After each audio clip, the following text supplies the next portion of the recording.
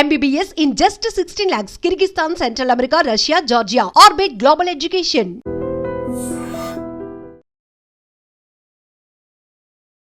నమస్కారం, welcome to I dream. ధర్మ మార్గం విత్ విజిత కార్యక్రమానికి స్వాగతం.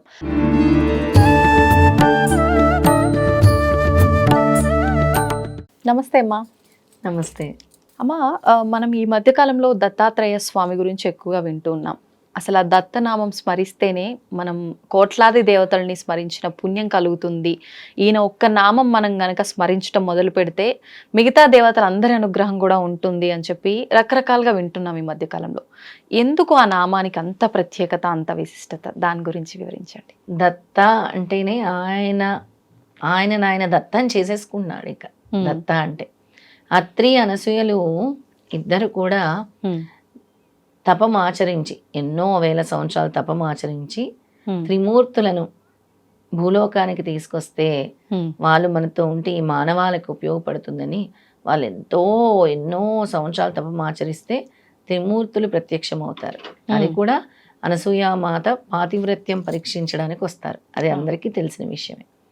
అలా త్రిమూర్తులు వచ్చినప్పుడు వరము కోరగా ఇచ్చిన వరమే దత్తాత్రేయ జననం. దత్తాత్రేయ జననం అంటేనే త్రిశక్తి, త్రిమూర్తులు, బ్రహ్మ విష్ణు మహేశ్వరులు కలయిక దత్తాత్రేయ స్వామి. అసలు ఆ దత్త అనే నామస్మరణ గురించి మనకి ఏం చెప్తుంది ఈ పురాణము అంటే నేను చెప్తాను. అసలు అశ్వమేధ సహస్రాన్ని మాతాపితృ ప్రపోషణం ఏతత్ సర్వం కృతం దేవ దత్త ఇత్యాక్షరద్వయం అని చెప్తుందన్నమాట. అంటే దత్త నామోచ్చారణ వలన 1000 అశ్వమేధ యాగాలు చేసిన ఫలితం, 1000 అశ్వమేధ యాగములు చేసిన ఫలము, మరియు తల్లిదండ్రులను సేవించిన పుణ్య ఫలము కలుగజేయును ఆ స్తోత్రం. ఇంకా ఉంది, అమితం పోషణం పుణ్యముపకారం తదైవచ ఏతత్సరం కృతం తేవ దత్త ఇత్యాక్షర ద్వయం. ఈ రెండు నామం దత్త అనే ఇత్యాక్షర ద్వయం అను నామమును అమితమైన పోషణము, అమితమైన పుణ్యము, అలాగే ఉపకారములు చేసిన పుణ్యఫలాలను కలుగజేస్తుంది. దత్త అని మనం స్మరించడం అందుకే చెప్తాను, జన్మ జన్మల అదృష్టం ఉంటేనే దత్త అనే నామజపము మనం చేయగలము. దత్త అని మన నోట పలకగలము, దత్తాత్రేయుని గురించి తెలుసుకోగలము. అలాగే జగన్నాథం చ గోకర్ణం పాండురంగం తదైవచ ఏతత్ సర్వం కృతం తేవా దత్త ఇత్యాక్షర ద్వయం. దత్త అను నామోచ్చారణము చే పూరి జగన్నాథం, గోకర్ణము, పాండురంగము, అలాగే పాండురంగ క్షేత్రము, ఇంకా నారాయణ క్షేత్రాలన్నీ కూడా సేవించగలవారం అవుతాము దత్త అని నామను పలికినచో. అంటే మనం ఏదైతే దోష నివారణకు సంబంధించిన పూజలు చేయించుకునే క్షేత్రాలు ముఖ్యమైనవి ఉన్నాయో ఈ 3, వాటిని దర్శించినంతటి పుణ్యం. అంటే ఒక్కసారి దత్త అని పలికితే కాదు, దాన్ని ఒక అఖండ సాధనగా 1,000,000 సార్లు నువ్వు జపం చేస్తే స్వామి నిన్ను ఏ విధంగా ఎక్కడికి తీసుకెళ్తారో తెలియదు. అలా మీరు ఎన్నిసార్లు చేసి ఉంటారు? చాలా. ఎప్పుడు స్వామివారి ఆరాధనలో సేవలోనే ఉంటాను. అందుకే నన్ను ఆయన తిప్పని చోటు లేదు. అసలు ఆయన ఎక్కడెక్కడ నడయాడారో ఆ ప్రదేశాలన్నీ కూడా చూపిస్తున్నారు. ప్రతి నెల గానగాపురం వెళ్తున్నాను, ప్రతి నెల గోకర్ణం వెళ్తున్నాను, ప్రతి నెల పుణ్యక్షేత్రాలు వెళ్తున్నాను. అది మనకి డబ్బు ఉంటే వెళ్ళటం కాదు, డబ్బున్నా యోగం, కళ్ళతో చూసే యోగం, మన పాదాన్ని అక్కడ పెట్టే యోగం స్వామి మనకు కల్పించటం. ఎప్పుడైతే ఈ సిద్ధమంగళ స్తోత్రాన్ని పట్టుకున్నానో ఆ సమయం నుంచి, అందులో సిద్ధమంగళ స్తోత్రంలో ఫలితం ఉంటుంది, పారాయణ ఫలితం. ఎవరైతే ఈ స్తోత్రాన్ని పఠిస్తారో వాళ్ళకి సిద్ధ పురుషుల దర్శన స్పర్శనాలు కలుగును, పుణ్యక్షేత్రాల సందర్శనాలు కలుగును అని.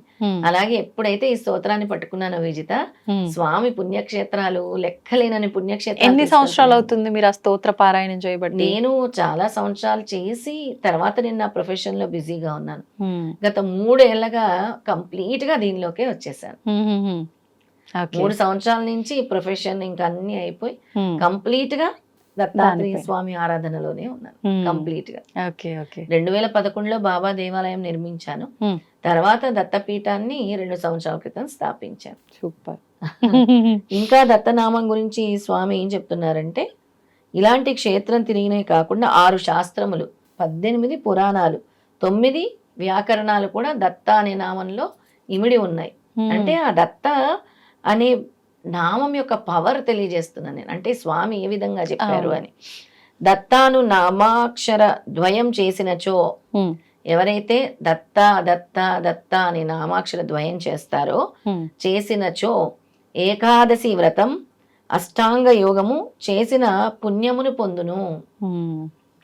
దత్తనామ జపం చేసిన వాళ్ళకి ఏకాదశి వ్రతం చేసిన ఫలితము, అలాగే అష్టాంగ యోగము చేసిన ఫలితం కూడా స్వామి ఇస్తారు.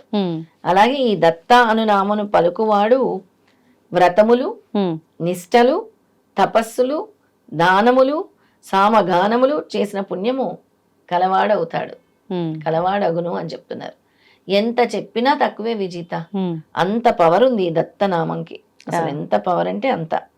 దత్త అను నామోచ్చారణ చే ముక్తి క్షేత్రము కాశీ, కామాక్షి, తుల్జాదేవి, సిద్ధ దేవతలను భక్తితో సేవించిన పుణ్యము కలవాడగును.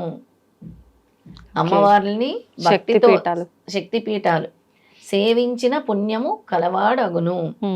అలాగే దత్త అను నామోచ్చరణము అన్న హోమాదులు, అన్నదానాలు, హోమాదులు, భూదానాదులు, గజ వృషభదానాదులు, వాటన్నిటినీ చేసిన పుణ్యము కలుగువాడగును. ఏవి చేయకున్నా వాటన్నిటిని దానం చేసే తంటివాడు అగును. అది ఎప్పుడు దత్త అనే నామాన్ని మనం 1,000 సార్లు చేసి వీడకుండా అనుక్షణం దత్త దత్త దత్త దత్త అంటాము. అందుకే మనం ఫ్యూచర్ లో దత్తనామ యజ్ఞం పెడదాం. అంటే ఎంతమంది ఎన్నిసార్లు దత్త దత్త దత్త అని చేశారు, పూర్తిగా దత్తాత్రేయ స్వామి గురించి వాళ్ళు తెలుసుకున్న తర్వాత ఇలాంటిది ఒకటి పెట్టి వాళ్ళు కూడా మనకి కమెంట్స్ రూపంలో తెలియచేయచ్చు. తప్పకుండా. నిజంగా బాగుంది ఆలోచన కూడా. అంటే తెలుసో తెలియకో ఎన్నెన్నో తప్పులు, పొరపాట్లు, పాపాలు చేస్తూనే ఉంటాం. వాటన్నిటికీ ప్రక్షాళన ఇక్కడే జరుగుతోంది ఈ నామం వల్ల అనేది మనకు అర్థమైపోతుంది సింపుల్ గా. ఇప్పుడు ఇన్ని దానాలు, ఇన్ని క్షేత్ర దర్శనాలు, ఇన్ని శాస్త్రాలు, వేదాలు చదివితే వచ్చే ఫలితము, తిరిగితే వచ్చే ఫలితం వస్తుంది అని అంటేనే సింపుల్ గా మనకి అర్థమైపోతుంది. అందరూ ఎక్కడికి వెళ్లకుండా ఒక చోట కూర్చొని నీకంటూ ఒక స్థానం ఏర్పరచుకొని పవిత్రంగా నువ్వు స్వామిని నీ హృదయంలో పెట్టుకొని ఎప్పుడైతే దత్త అనే నామజపం చేస్తావో, రాత్రి పగళ్ళు లెక్క చేయకుండా దత్త నామంతోనే నీ శరీరం అంతా ఇమిడి ఉంటావో, నీకు ఇంతటి ఫలితం దక్కుతుంది. ఓకే, ధన్యవాదాలమ్మా. నమస్తే. తవ్వుతున్న శివలింగం సరే, దాన్ని అట్లా కప్పేసేయండి, చూపించదండి. Krishna is there. మూర్తి పూజ కాదు, సాక్షాత్ బ్రజేంద్ర నందన భగవాన్ ఉన్నారు మూర్తిలో. ఏమీ ఆశించకుండా ఆరాధించే వాళ్ళు కూడా ఉన్నారా ప్రభుజీ? నిజమైన భక్తి అంటే మనకు తెలియదు కాబట్టి